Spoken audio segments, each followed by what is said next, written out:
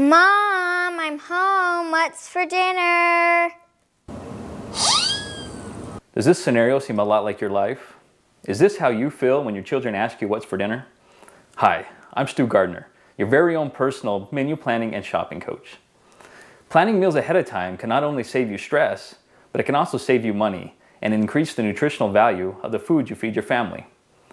Planning meals ahead of time may seem overwhelming, but it is actually quite simple once you know where to start. There are 3 main steps to planning successful, healthy meals for your family. The steps are as follows. 1. Prepare a budget. 2. Plan nutritious menus.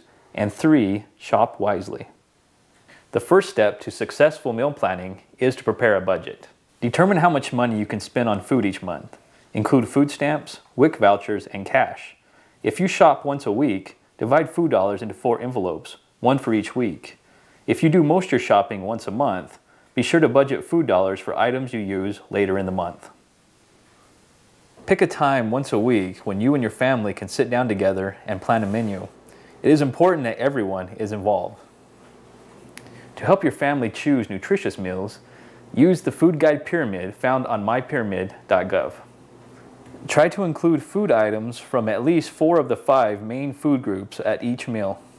Recipe books, grocery store ads, and coupon items are a good resource to help you come up with meal ideas. Check your cupboards for foods that you already have, and try to incorporate those foods into meals for the week. For example, you can use canned chicken to make chicken salad or enchiladas, and black beans to make soup or burritos. Keep a running grocery list on the fridge so you can add items as you run out of them.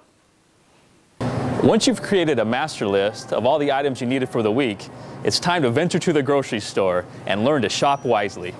The first step to shopping wisely is to designate 1 day a week or less to grocery shop. The more time you spend at the store, the more money you will spend. Designate a specific day to go grocery shopping. Write a list and stick to it. Try not to shop when you are hungry. This can lead to overbuying. Always remember, everything looks good on an empty stomach.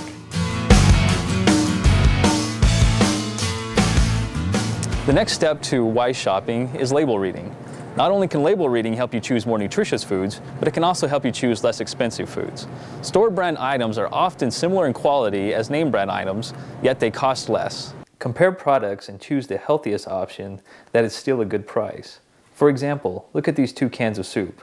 The first store brand is cheaper and has less fat than the name brand. That makes a good choice for your food dollar. Excuse me, I see you're looking at the peanut butter. Yeah, I'm trying to decide which one I should buy. A good way to assess the value is to look at the unit price per ounce.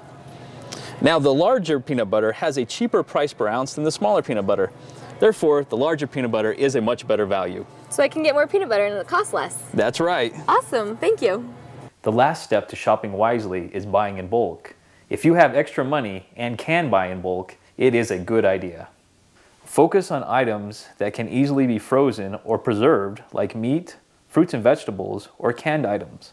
Bulk items are often a better deal and can help save trips to the store, saving you gas, time, and money.